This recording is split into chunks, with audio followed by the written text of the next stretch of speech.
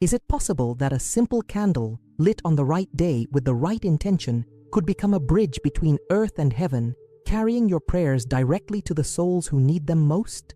What if I told you that there's a specific day of the week when this ancient practice reaches its fullest spiritual power? Subscribe to this channel so you don't miss more teachings and counsel from Saint Teresa. Have you ever felt that strange weight in your heart when you remember someone who has passed away? That inexplicable sadness that comes at unexpected moments, as if someone were calling your name from a place you cannot reach. You're not imagining things. The Catholic Church teaches us something profound. The souls of our departed loved ones can still be helped by our prayers and sacrifices. Right now, as you listen to these words, there might be souls in purgatory, souls of people you loved, people who loved you, waiting for that gesture of mercy that only you can offer. They cannot help themselves anymore. Their time for merit has passed, but yours hasn't. Your prayers, your sacrifices, your lit candles can still reach them across the veil that separates this world from the next. The Catechism of the Catholic Church, in paragraph 1032, reminds us, from the earliest times, the Church has honored the memory of the dead and offered prayers in their favor above all the Eucharistic sacrifice, so that, thus purified, they may attain the beatific vision of God. This isn't mere tradition. It's a doctrine rooted in the very heart of our faith, in the communion of saints that unites us all. But here's what most people don't know. There's a specific day of the week that has been consecrated by Catholic tradition for this holy work. A day when your prayers for the dead carry special weight, when the candles you light seem to burn brighter in the eyes of heaven. Saint Teresa of Jesus knew this secret, and today she's going to reveal it to you.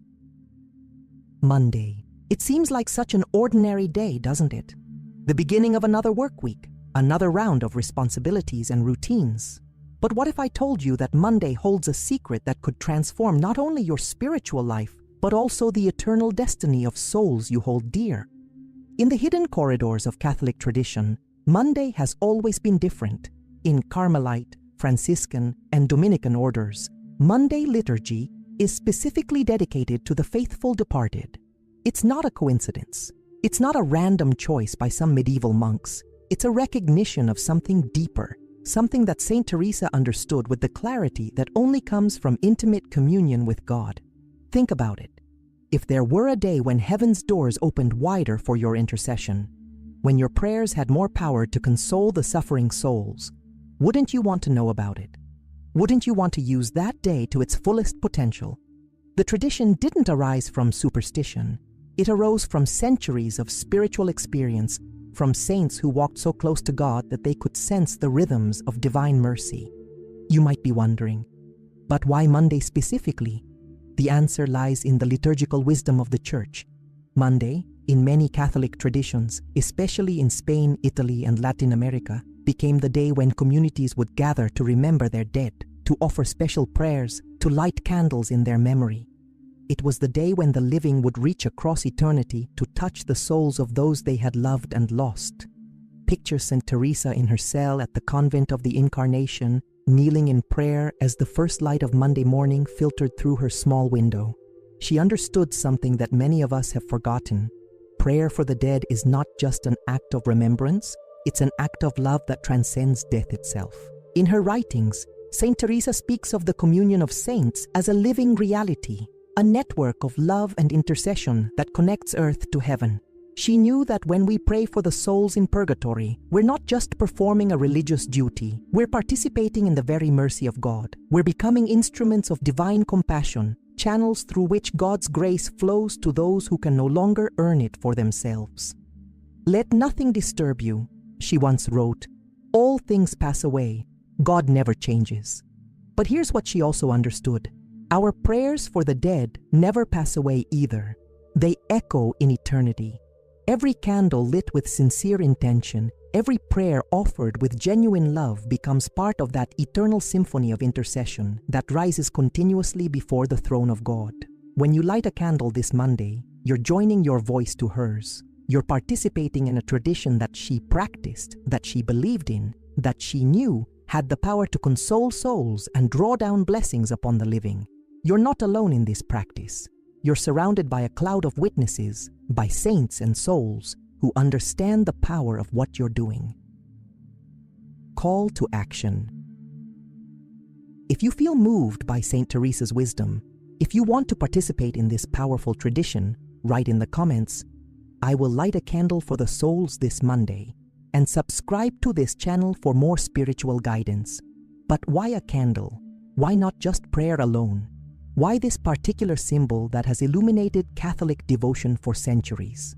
The answer lies in the very words of Jesus. "I am the light of the world. Whoever follows me will never walk in darkness but will have the light of life." John 8:12. When you light a candle for the souls of the departed, you're not performing magic. You're not engaging in superstition. You're creating a physical symbol of a spiritual reality, that Christ is the light that guides souls through the darkness of purification toward the eternal dawn of heaven. The flame that flickers before your eyes represents the flame of love that burns in the heart of God for every soul He has created. Saint Teresa understood this symbolism with the depth that comes only from mystical experience.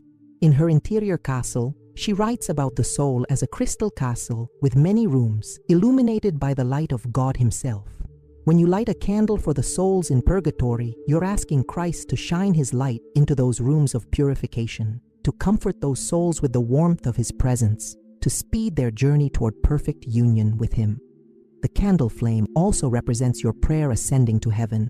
Just as the smoke rises upward, carrying the scent of wax and wick toward the ceiling, your intercession rises toward the throne of God, carrying the names and needs of the souls you remember. It's a prayer made visible, a love made tangible, a hope made manifest in the simplest of elements, fire and light. How did Monday become so special in Catholic tradition? The roots go deep, back to the early centuries of the Church when Christians would gather on different days of the week for specific intentions. Monday, following the Sunday celebration of the Resurrection, became naturally associated with prayer for those who had not yet reached the fullness of that resurrection life. In Spanish convents, in Italian monasteries, in the mission churches of Latin America, Monday prayers for the dead became as natural as breathing. It wasn't imposed from above by church authority. It grew from below, from the lived experience of believers who noticed that their Monday prayers seemed especially effective, especially consoling to both the living and the dead. Think about the rhythm of this tradition. Sunday, you celebrate the victory of Christ over death. Monday, you extend that victory to the souls who are still making their way toward perfect joy. It's a beautiful continuation, a flowing movement from resurrection to intercession, from joy to compassion, from celebration to service. Saint Teresa lived this rhythm. In her reforms of the Carmelite order, she emphasized the importance of prayer for the souls in purgatory, not as a burden but as a privilege. Her nuns would dedicate special time on Mondays to this holy work, understanding that they were participating in the very mission of Christ, to bring light to those in darkness, hope to those in waiting, love to those in need. But here's what makes all the difference: your intention. A candle lit out of mere habit has little power. A candle lit with deep faith and sincere love becomes a powerhouse of intercession. Saint Teresa always emphasized that the heart matters more than the action, that love transforms even the simplest gestures into spiritual dynamite. When you prepare to light your Monday candle, pause first. Think of a specific soul, perhaps a grandparent who taught you to pray, a friend who left too soon, a parent whose love still guides you from beyond. Say their name out loud. Ask God to apply the merits of Christ's passion to their purification. Feel the weight of this mystery. You, here on earth, can still help someone you love. This isn't about earning God's favor through ritual. This is about participating in the love that God already has for these souls. You're not convincing God to be merciful. You're joining your heart to His mercy. You're not earning grace for the departed. You're allowing God to channel His grace through your willing love. Saint Teresa wrote, "Let us remember that within us we have a palace of immense magnificence." When you light a candle for the souls, you're allowing the light of that inner palace to shine outward, to reach across the boundaries of death itself, to touch souls who hunger for just such illumination. So how exactly should you do this? What transforms a simple candle lighting into a powerful spiritual practice? First, choose your Monday, not just any Monday, but a Monday when you can give this practice the reverence it deserves. Set aside distractions. Create a small space of silence and prayer. As you light the candle, pray the Our Father and the Hail Mary, those prayers that have carried the intercessions of millions across centuries. Then, speak from your heart. Tell God about the souls you remember. Ask Him to comfort them, to purify them gently, to fill them with hope. Ask that the light of this candle might somehow reach them, might remind them that they are not forgotten. Don't rush.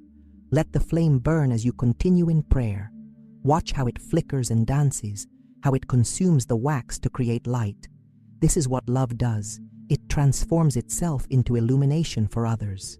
This is what your prayer does. It transforms your concern into actual help for souls who can no longer help themselves. And remember, this is not superstition when it's joined with faith.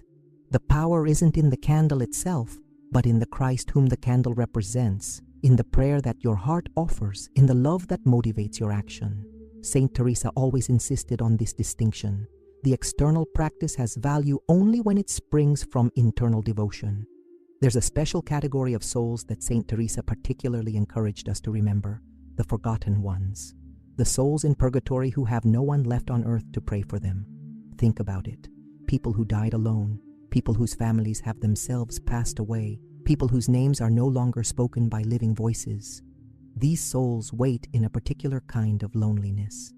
They depend entirely on the generosity of strangers, on the charity of people like you who are willing to light candles and offer prayers for souls they never knew in life. What an extraordinary opportunity this is, to practice love in its purest form, love that expects no earthly return, love that mirrors the love of God Himself. When you light your Monday candle, include these forgotten souls in your intention. Say, "For all the souls in purgatory who have no one to pray for them." Watch what happens in your own heart when you make this offering. You'll feel an expansion, a sense of participating in something much larger than your personal concerns and griefs. Saint Teresa understood this kind of universal compassion. Her love wasn't limited to people she had known. It extended to all souls in need of mercy.